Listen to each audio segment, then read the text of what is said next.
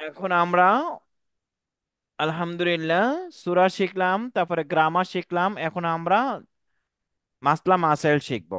এখন আমরা মাসলা মাসাইল একটু জাস্ট 5 মিনিটস আমরা মাসলা মাসাইল শিখবো ইনশাআল্লাহ। ইনশাআল্লাহ বলো আব্বু। ইনশাল্লাহ। ইনশাআল্লাহ। ফার্স্টে আমরা যেটা শিখবো সেটা হচ্ছে অজুর সুন্নাহ এবং অজুর ফরজ। অজুর ফরজ এর মধ্যে যদি কোনো সামান্য পরিমাণ শুকনো থাকে, চুল পরিমাণ, তাহলে অজু হবে না। আর অজু না হলে নামাজও হবে না। আর নামাজ না হলে জান্নাতও হবে না।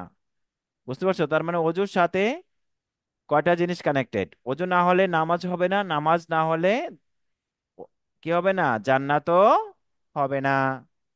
বুঝতে পেরেছো? তার মানে জি। প্রথম আমরা জানবো অজুর ফরজ গুলো, তারপর অজুর সুন্নাহ গুলো। যেহেতু আগে সুন্নাহ আসছে ফরজের আগে, তাহলে আগে আমরা সুন্নাহ গুলো শিখে নেই। বলো অজুর সুন্নাহ চারটি। ওদের সুন্নাহ চারটি। অজুর সুন্নাহ কয়টি? চারটি। চারটি। ফার্স্ট বলো বিসমিল্লাহ বলে বিসমিল্লাহ বলে দোনো হাতের কবজি, যেটাকে বলা হয় কবজি, যেটা কি বলা হয়? হচ্ছে কবজি। দোনো হাতের কবজি সহ ভালোভাবে ধৌত করা। দোনো হাতের কবজি সহ কি করা? হাতের কবজি সহ ভালোভাবে ধৌত করা। ভালোভাবে ধৌত করা। এটা হলো সুন্নাহ।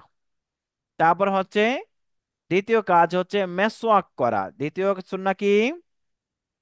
মেসওয়াক করা। মেসওয়াক করা। আমরা ভালোভাবে মেসওয়াক করবো, তাহলে দাঁতে আমাদের কখনোই কোনো প্রবলেম হবে না। মুখ থেকে না। দুর্গন্ধ আসবে না। দাঁতে পোকা ধরবে না। দাঁত ভালো থাকলে চোখ ভালো থাকবে, চোখে প্রবলেম হবে না। চোখ ভালো থাকলে মাথাও ভালো থাকবে।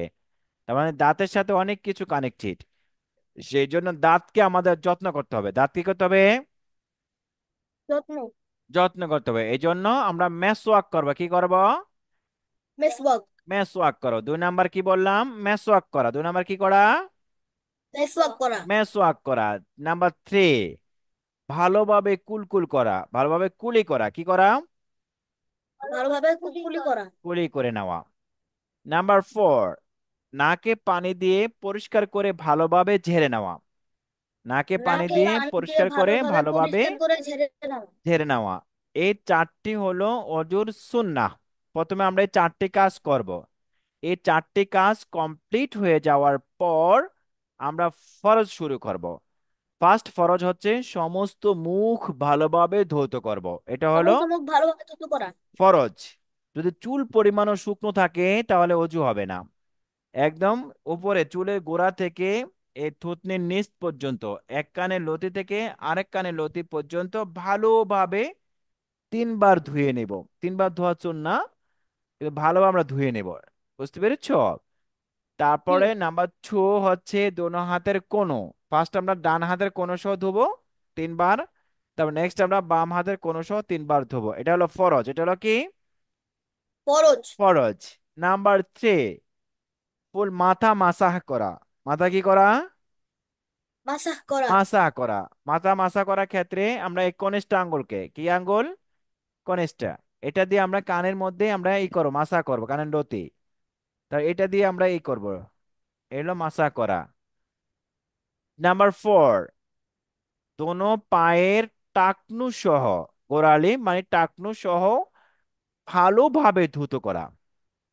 দোনো পায়ের ইলাল মারাফিক বলা হচ্ছে বা টাকনু টাকনু পর্যন্ত সহ ভালোভাবে ধৌত করা। ভালোভাবে আমরা এটা ধুতো করে নিব। এটা হলো ফরজ। এটা হলো কি? ফরজ। ফরজ। তাহলে আমরা ওর মধ্যে কয়টি ওয়ার্ক পেলাম? 8টি। আটটি। ফার্স্ট ওয়ার্ক হচ্ছে, 4টি ওয়ার্ক হলো সুন্নাহ, 4টি কাজ সুন্নাহ। নেক্সট চারটি 8টি কাজ কাজ হলো সুন্নাহ আর ফরজ। চারটি কাজ ফরজ। এই ফরজ আদায় করার পর আমরা দোয়া পড়ব। আশহাদু আল্লাহ ইলাহা আশহাদু আল্লা ইলাহা ইল্লাল্লাহু ইল্লাল্লাহু ওয়াহদাহু ওয়াহদাহু লা শারীকা লাহু